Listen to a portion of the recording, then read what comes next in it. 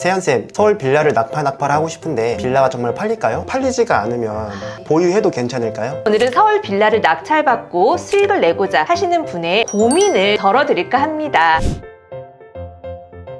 여러분 안녕하세요. 월세모니콜 세연쌤입니다. 반갑습니다. 오늘은 우리 사랑하는 소행님들과 함께 서울 빌라 공부를 할 텐데요. 서울 빌라 낙찰받고 팔고 하면서 굉장히 수익을 잘 내고 계시죠. 하지만 또 어려워하시는 부분들이 또 있으세요. 분명히. 그래서 오늘은 서울 빌라를 낙찰받고 수익을 내고자 하시는 분의 좀 고민을 제가 함께 좀 덜어드릴까 합니다. 그러면 어떤 고민을 가지고 계시는지 한번 들어볼까요? 세연쌤, 제가 요즘 걱정되는 게 있는데요. 네. 서울 빌라를 낙팔 하고 싶은데 빌라가 정말 팔릴까요? 아, 빌라가 안 팔리면 어떡하지? 이 걱정을 굉장히 많이 하실 거예요. 그죠? 아마 우리 시청자님들도 굉장히 그런 부분 많이 걱정하실 텐데요. 오늘 제가 왜 이 세연쌤이 서울 빌라에 집중을 하고 또 빌라 중에서도 다른 데가 아니라 꼭 서울 빌라를 강조하는지 한번 설명해 드리도록 할게요. 서울의 인구수가 여러분들 몇 명인 줄 아세요? 938만 명입니다. 서울은 항상 공급이 부족하고 집이 부족하다라는 말씀 많이 들어보셨죠? 그러면 정말 그런지 한번 우리 부동산 지인을 통해서 한번 확인해 볼까요? 네. 네이버에 부동산 지인을 한번 쳐보도록 하겠습니다. 이렇게 부동산 지인 사이트에 들어가셔서 수요 입지에 들어가시고요. 여기에서 지역을 서울로 선택하시면 됩니다. 검색 눌러볼게요. 그래프에서 확인이 되듯이 이 빨간색 선 있잖아요. 이 선이 바로 수요량이고요. 이 그래프 막대기로 되어 있는 이게 입주량이에요. 그런데 2021년 이후에는 이 공급 물량이 굉장히 수요량에 비해서 부족한 게 보이시죠? 네. 맞아요. 그런데 이거는 아파트예요. 한번 보시면 우리가 지금 2024년도 아파트의 공급량은 36,000인데요. 여기에 공동주택 전체를 한번 제가 클릭을 해볼게요. 자, 44,000이 나왔어요. 여기는 아파트도 포함이 되어 있는 거니까 44,000에서 아까 36,000을 뺐더니 다세대나 연립 이런 주택들은요 8,000개밖에 공급이 되지 않는 거예요. 예, 2025년도를 한번 볼게요. 2025년도의 아파트 공급량은 27,000개인데요. 전체의 주택을 한번 클릭해 보도록 하겠습니다. 29,000이 나옵니다. 29,000개에서 아파트 공급 물량 27,000개를 빼면 2,000개밖에 되지 않는 거예요. 어때요? 이런 빌라의 공급이 굉장히 부족하다라는 게 벌써 이 그래프로 느껴지지 않아요? 네, 맞아요. 그런데 서울 아파트는 가격이 어떤가요? 너무 비싸죠. 예, 그렇기 때문에 빌라에 거주하는 사람과 아파트에 거주하는 사람의 이 수요층은 굉장히 딱 구분이 되어 있는 거예요. 그럼 아파트에 비해서 이 빌라는 현저히 공급 물량이 더 부족하다라는 것을 데이터에서 우리가 확인할 수 있는 거죠. 2026년도, 2027년도는 더 우울한 그래프가 눈으로 확인이 되실 거예요. 그죠? 네. 거기에다가 최근 전세 사기 사건으로 굉장히 어려움을 많이 겪었어요. 그죠? 자, 그래서 또 이 그래프를 한번 보시면 수도권 소형 빌라 전월세 거래량 및 월세 비중이라고 하는 이 내용을 그래프로 한번 이렇게 나타난 걸 제가 찾아봤는데요. 2020년도 이후부터는요. 자, 이 회색 그래프 막대기가 월세이고요. 네, 초록 색깔로 되어 있는 게 전세입니다. 월세 비중이 현저히 늘어난 게 보이시죠? 이거는 비율로 따지는 거기 때문에 비중이에요, 비중. 그래서 월세의 비중이 확실하게 높아진 게 이 그래프로 확인이 되는 거예요. 아, 그렇군요. 네, 그래서 아파트에 거주하지 못하는 이런 수요층들은 좀 더 안정적인 거주 형태를 마련하고자 굉장히 노력을 많이 하고 있습니다. 조금 전에 우리가 부동산 지인에서 확인했듯이 아파트를 제외한 다세대나 연립주택 공급 물량이 굉장히 부족한 거를 확인했어요. 그죠? 과연 왜 그럴까? 봤더니요. 연도별 1분기 빌라 인허가 물량입니다. 전국적으로 굉장히 떨어지고요. 수도권 마찬가지로 인허가 물량이 굉장히 부족하고요. 인허가 자체를 많이 해주지 않는다는 거죠. 자, 서울 도시형 생활주택 인허가 물량이죠. 서울을 따로 해서 제가 한번 그래프로 봤는데요. 2022년도보다 어떤가? 2023년 현저하게 떨어지고요. 2024년은 283건의 인허가 물량밖에 없습니다. 그렇기 때문에 굉장히 서울 빌라는 공급이 너무너무 부족한 상태이기 때문에 앞으로 서울 빌라의 수요는 공급 대비 굉장히 많은 것으로 우리가 확인이 되죠. 또 서울은 이런 공급 물량도 굉장히 적은 데다가 집을 지을 수 있는 땅도 부족하죠. 그런데 노후주택은 굉장히 많다라는 거예요. 그래서 서울은 재개발 구역을 계속적으로 발표하고 선정을 하고 있죠. 앞으로 이 구역들이 철거되고 소멸되고 이런 일이 앞으로 많이 발생을 할 거예요. 그럼 공급을 하기보다는 철거되고 없어지는 주택들이 앞으로는 더 많이 발생한다고도 볼 수 있어요. 네, 그렇죠. 그렇기 때문에 수요 대비 공급이 많이 부족한 이 서울 빌라를 여러분들이 집중적으로 공략하라고 이세현 씨 계속적으로 말씀을 드리고 있어요. 지금 너무너무 좋은 시기거든요. 앞으로 소멸되고 멸실될 이런 구역들이 더 생기면 생길수록 이주 세력들도 만만치 않습니다, 여러분. 그러면 공급과 수요의 법칙은 어떻게 보면 정해져 있어요.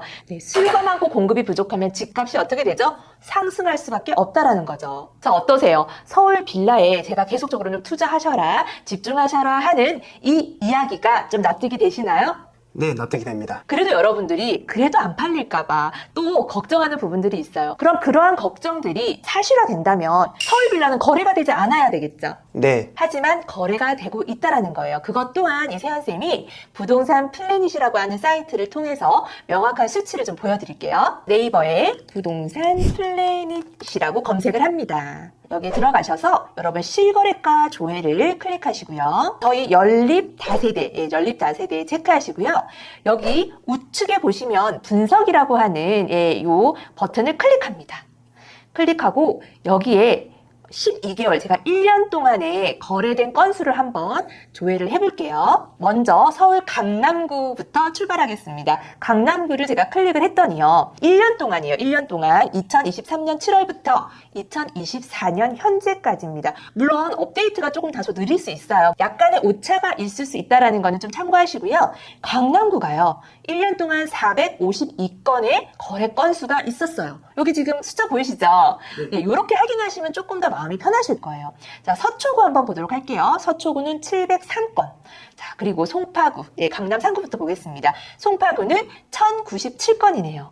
자, 어때요? 거래가 되고 있지 않나요? 네, 되고 있어요. 그죠? 그럼 다른 구도 한번 볼게요. 용산구, 여기까지가 조정 대상 지역이죠? 자, 용산구 봤더니 491건. 자, 성동구 241건. 광진구가요. 1108건이고요. 중구 한번 가볼게요. 중구는 166건. 상대적으로 조금 거래 건수가 작죠. 종로구 마찬가지로 285건.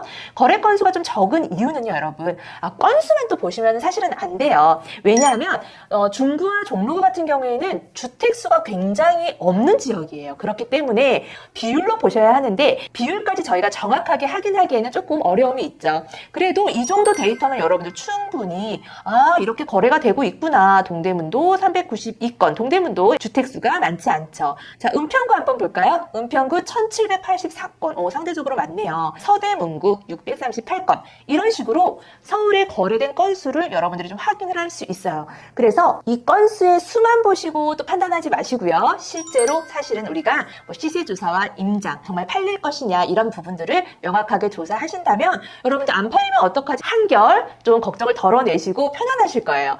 그러면 제가 서울 빌라에 좀 집중을 하라고 말씀을 드렸잖아요. 그죠? 경기도나 또는 다른 그 외의 수도권 지역은 어떤가 한번 여기서 보시면 되죠. 과천시 한번 볼까요? 141건, 상대적으로 굉장히 적고요. 성남시 365건, 그 다음에 안양 한번 볼게요. 안양 218건, 안양도 좀 빌라의 거래가 굉장히 없어요. 의왕시 138건, 자, 용인 볼게요. 157건. 이렇게 서울보다 상대적으로 연립 다세대 주택의 거래 건수가 현재 좀 적은 거 보이시죠? 네. 그래서 서울 빌라는 수요층들이 그래도 안정적인 주거 형태를 조금 갖추기 위해서 그 수요가 있다라는 거죠. 또 걱정되는 부분이 혹시 있으신가요? 쌤, 그러면은 네. 제가 빌라를 볼 때 어떤 포인트를 봐야 할까요? 맞아요. 이것도 굉장히 중요한데요. 서울 빌라라고 해서 또 다 거래가 되는 건 아니잖아요. 거래가 될 수 있는, 내가 낙찰을 받아서 부동산에 내놨을 때 매수자가 우리 집을 보고 선택할 수 있는 그 부분을 굉장히 포인트 있게 보셔야 되는데, 이 부분은 제가 영상에서 너무 많은 이야기들을 해드렸어요. 혹시 내놓으면 바로 팔리는 빌라 4가지 조건, 이런 영상 보신 적 있으세요?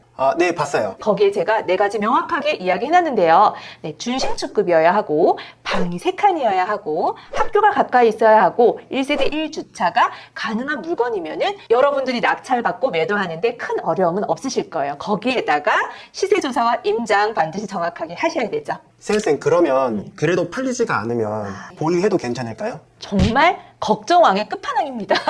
그죠? 제가 앞에서도 말씀을 드렸지만 사실은 서울 빌라를 바로 낙찰받고 팔기보다는요. 지금 현재 상황에서는 좀 보유하는 것도 하나의 방법이죠. 제가 아까도 말씀드렸지만 보유를 한다면 앞으로 재개발 구역들에 있는 이런 주택들이 멸실되고 공급은 또 부족하기 때문에 빌라의 시세 상승은 앞으로 반드시 있으실 거예요. 걱정 안 하셔도 됩니다. 네. 자, 어떻게 좀 걱정이 많이 덜어졌나요? 네. 네, 여기서 중요한 거는 아무 빌라나 하는 것이 아니고 반드시 매도가 가능한 그런 빌라를 하면서 서울 빌라에 집중하라. 오늘 이세연 쌤이 다시 한번 강조드리고요. 우리 사랑하는 소유님들 이 소액을 가지고 너무너무 열심히 꾸준히 포기하지 않고 이세연 쌤을 믿고 정말 너무 잘하고 계시거든요. 다소 조금 낙찰이 안 되고 지금 폐차라는 과정이라도 이 과정이 지나면 여러분들 반드시 좋은 결과 있을 겁니다. 포기하지 않는다면 반드시 여러분들이 지금 흘린 땀방울 그리고 들인 시간들 이런 것들 반드시 수익으로 보상받을 테니까 조금 더 힘내서 열심히 할게요. 그러면 오늘도 우리 사랑하는 소유님들과 함께 서울 빌라에 대한 공부를 해봤는데요. 오늘 정말 한 걸음뿐만 아니라 정말 한 10걸음 성장하신 것 같은데 좀 어떠세요? 오늘 정말 성장이 많이 된 것 같습니다. 서울 빌라를 낙팔하고 싶었는데 네. 팔리지 않을까봐 걱정이 정말 많았어요. 그런데 오늘부터는 네. 집중해서 네. 도전할 수 있을 것 같습니다. 와, 네, 너무 다행입니다. 자, 입찰 물건 저한테 상담 받으러 꼭 오세요. 네, 감사합니다. 그러면 오늘 우리 용기 내고 도전하고 꾸준히 함께 하자고 힘차게 화이팅 외치고 마치도록 할게요. 준비되셨나요? 네. 자, 하나, 둘, 셋, 화이팅! 화이팅! 안녕!